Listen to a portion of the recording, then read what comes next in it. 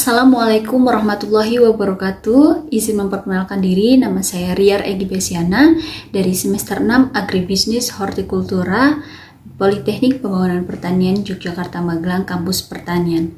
Pada video kali ini saya akan memaparkan mengenai potensi ekspor komoditas melon yang ada di Provinsi Jawa Tengah.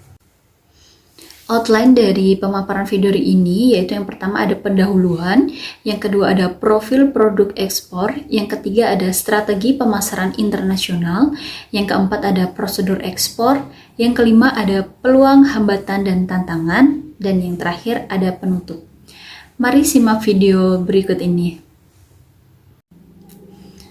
Untuk bab pertama, pendahuluan. Nah, ini sektor pertanian di Indonesia memegang peranan dalam pertumbuhan ekonomi Indonesia.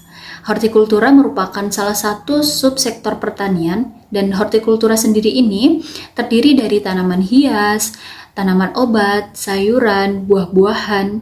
Indonesia sendiri kaya akan buah-buahan unggulan yang diharapkan dapat meningkatkan potensi ekspor.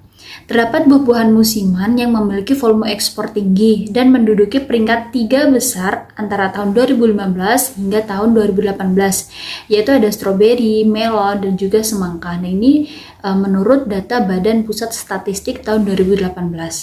Buah melon atau dengan nama ilmiah Cucumis melon L merupakan salah satu produk pertanian dengan nilai ekonomi tinggi dan pasar yang luas baik di dalam maupun di luar negeri.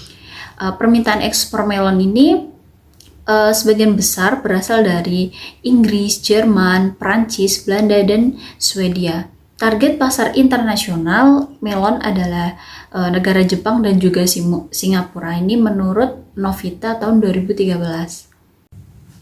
Potensi sumber daya agribisnis, produksi melon di Jawa Tengah ini mengalami pasang surut selama 5 tahun terakhir dengan total produksi sebanyak 417.734 kuintal dengan luas panen 2.102 hektar pada tahun 2015. Namun total produksi pada tahun 2016 dan 2017 menurun menjadi 335.416 kuintal dengan hasil dari 1.979 hektar dan 213.012 kuintal dengan hasil 1.399 hektar. Total produksi tahun 2018 dan 2019 meningkat menjadi 255 kuintal dengan hasil 1.548 hektar dan 271.154 dengan hasil 1.777 hektar. Nah, ini datanya berdasarkan Dinas Pertanian dan Perkebunan 2020. Salah satu perusahaan yang bergerak dalam melakukan kegiatan ekspor buah melon ini ada di Kabupaten Temanggung, yaitu PT Bumi Sari Lestari.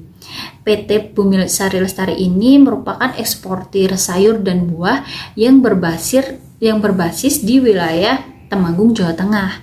Nah, PT ini mengekspor buah melon ke Singapura dan juga di Malaysia serta beberapa negara lainnya yang rutin setiap bulannya.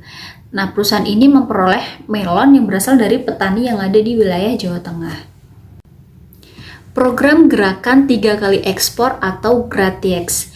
GRATIEX ini merupakan gerakan peningkatan ekspor pertanian yang digagas oleh Presiden Republik Indonesia Bapak Joko Widodo, kemudian disambut oleh Menteri Pertanian Bapak Syahrul Yassin Limpo. GRATIEX ini meningkatkan ekspor komoditas pertanian melalui upaya penguatan aktivitas produksi baik on-farm maupun pasca produksi atau off-farm. Nah, kemudian ini juga melakukan mendorong kepada pengusaha dan pelaku usaha pertanian untuk melipat gandakan produksi, dan para eksportir didorong pula agar melipat gandakan lalu lintas ekspor komoditas pertanian menjadi 3 kali lipat sampai tahun 2024. Terdapat 5 langkah program GRATIEX ini yang sesuai dengan Peraturan Menteri Pertanian Nomor 19 Tahun 2019, yaitu yang pertama, meningkatkan volume ekspor bersama dengan stakeholder untuk melakukan terobosan dan inovasi kebijakan ekspor. Yang kedua, menambah negara mitra, melakukan kerjasama dan harmonisasi aturan protokol karantina baik bilateral maupun internasional. baik bilateral maupun multilateral. Yang ketiga, mendorong pertumbuhan ekspor baru. Yang keempat, menambah raga komoditas ekspor, bekerja sama dengan pemerintah, daerah, dan stakeholder. Yang kelima, meningkatkan frekuensi pengiriman, percepatan layanan dalam ekspor. Bab 2, profil produk ekspor. Nah, ini berisi informasi produk, baik kuantiti, ukuran, harga, kualitas, dan lain-lain. Di sini merupakan gambar luas panen dan juga produksi melon di Jawa Tengah berdasarkan data Badan Pusat Statistik tahun 2020. Nah, ini terdapat luas panen juga produksi tahun 2019, tahun 2020, kabupaten atau kota yang di Jawa Tengah. Ini ada Cilacap, ada Banyumas, ada Purbalingga, ada Banjarnegara, Kebumen, dan masih banyak yang lainnya. Nah, ini sejumlah kabupaten yang berada di Jawa Tengah menghasilkan komoditas melon dengan jumlah yang fluktuatif.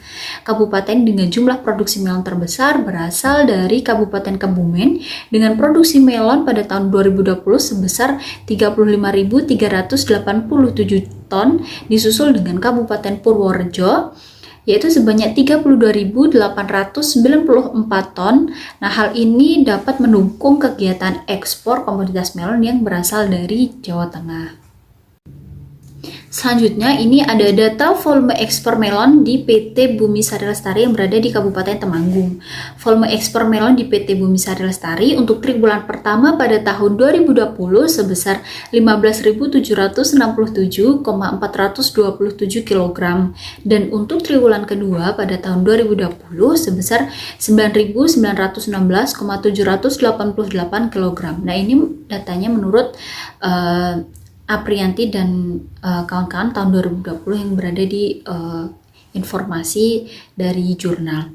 Nah, selanjutnya untuk plot data volume ekspor melon ini dari tahun 2017 hingga tahun 2019. Ini penjualan melon ini berkisar di harga 20.000, 40.000 sampai dengan 50.000 untuk tiap kilonya.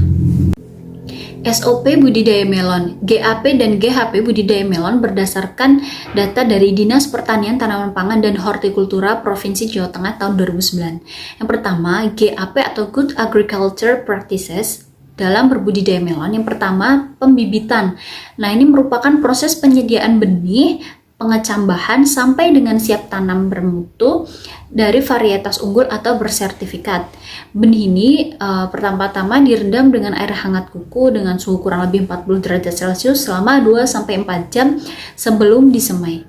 Pembibitan ini harus berada di tempat terbuka, cukup sinar matahari dan sirkulasi udaranya yang baik. Selanjutnya, pengolahan tanah. Pengolahan tanah ini merupakan kegiatan memperbaiki struktur tanah sehingga tanah menjadi gembur dan drainase lebih baik serta membentuk bedengan sebagai tempat tumbuhnya tanaman melon.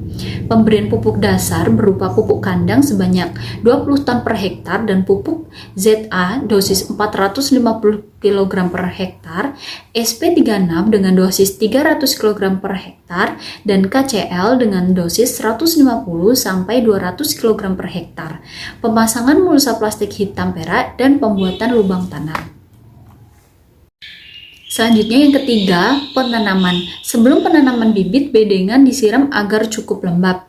Kemudian membuat lubang tanam pada bedengan sedalam 8 cm. Yang keempat, ada pengairan. Pengairan ini memberikan air sesuai kebutuhan tanaman pada daerah perakaran tanaman dengan air yang memenuhi standar pada waktu, cara, dan jumlah yang tepat. Yang kelima, ada pengikatan dan pemangkasan. Setelah tanaman berumur 12 hari, atau setelah memiliki 5 daun, batang tanaman mulai diikat dengan rafia pada ajir supaya tanaman merambat pada ajir tersebut. Yang keenam, ada sanitasi kebun. Sanitasi ini kegiatan menjaga kebersihan kebun dengan cara membersihkan areal tanaman dari gulma, daun-daun, ranting bekas pangkasan, dan buah-buah busuk atau rontok maupun sampah.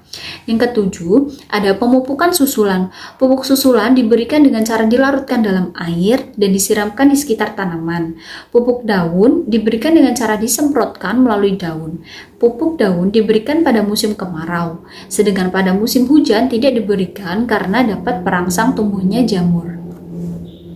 Yang kedelapan, ada pengendalian OPT atau organisme pengganggu tumbuhan.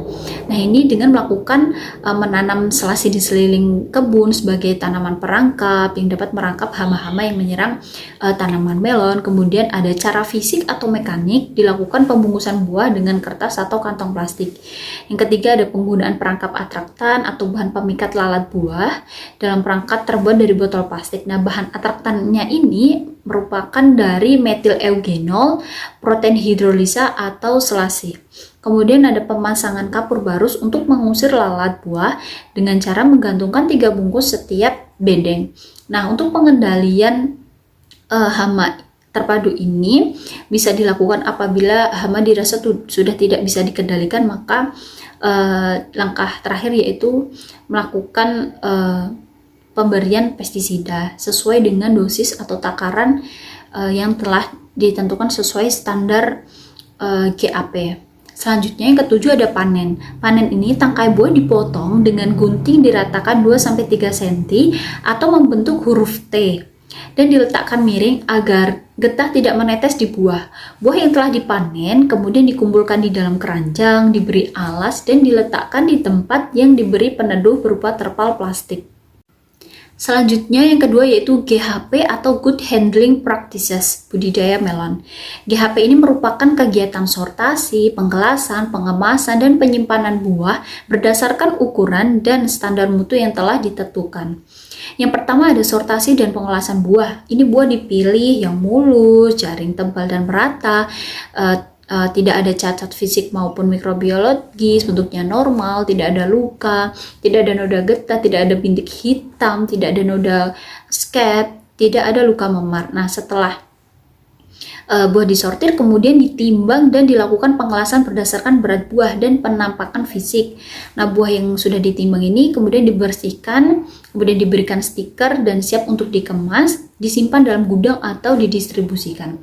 Yang kedua, pengemasan buah. Buah ini dimasukkan ke dalam kemasan kotak yang mempunyai lubang ventilasi dan dasarnya diberi potongan kertas, kemudian diberi identifikasi produk, ada nama, label, dan lain sebagainya.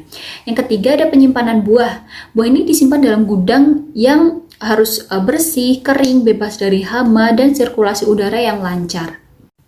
Sertifikasi produk atau standar mutu ekspor untuk buah baik untuk domestik maupun luar negeri.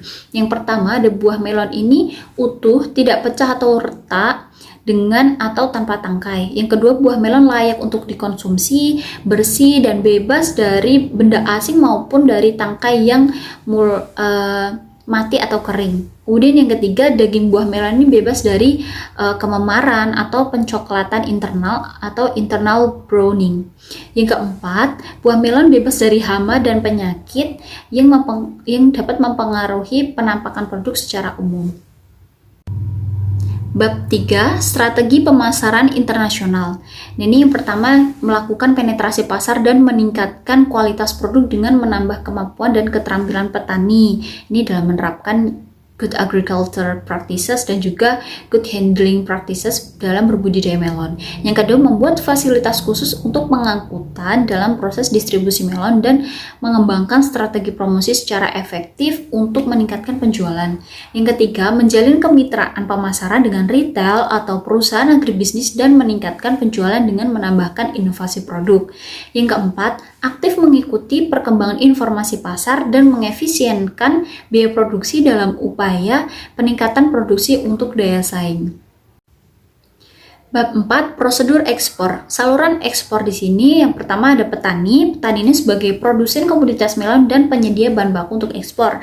Selanjutnya dari petani menuju ke pengepul. Pengepul di sini sebagai pembeli hasil dari petani yang kemudian dikumpulkan dan distribusikan ke packing house. Dari pengepul selanjutnya menuju ke packing house. Nah, packing house di sini dalam contoh yang ada di PT Bumi Sari Lestari, ini merupakan tempat barang dilakukan penjaminan kualitas mutu, dilakukan sortir, pembersihan, pengecekan lebih lanjut agar produk sesuai dengan standar mutu ekspor. Selanjutnya dari packing house menuju perusahaan manajemen ekspor. Dan ini sebagai perusahaan yang melayani kegiatan ekspor, perusahaan lain dari perizinan, distribusi, sampai pembayaran. Nah, untuk prosedur kepabeanan barang ekspor dan impor ini tercantum dalam Undang-Undang Nomor 17 Tahun 2006 tentang kepabeanan. Nah, dalam kegiatan ekspor ada beberapa dokumen yang harus dilengkapi oleh eksportir. Di antaranya ada pemberitahuan ekspor barang atau PEB, ada kontrak penjualan, ada letter of credit atau LC, ada polis asuransi, ada packing list, kemudian ada surat keterangan asal dan surat pernyataan mutu produk. Langkah-langkah atau prosedur dalam melakukan ekspor. Yang pertama, eksportir ini melakukan kerjasama dengan importir, kemudian melakukan negosiasi komoditas bersama.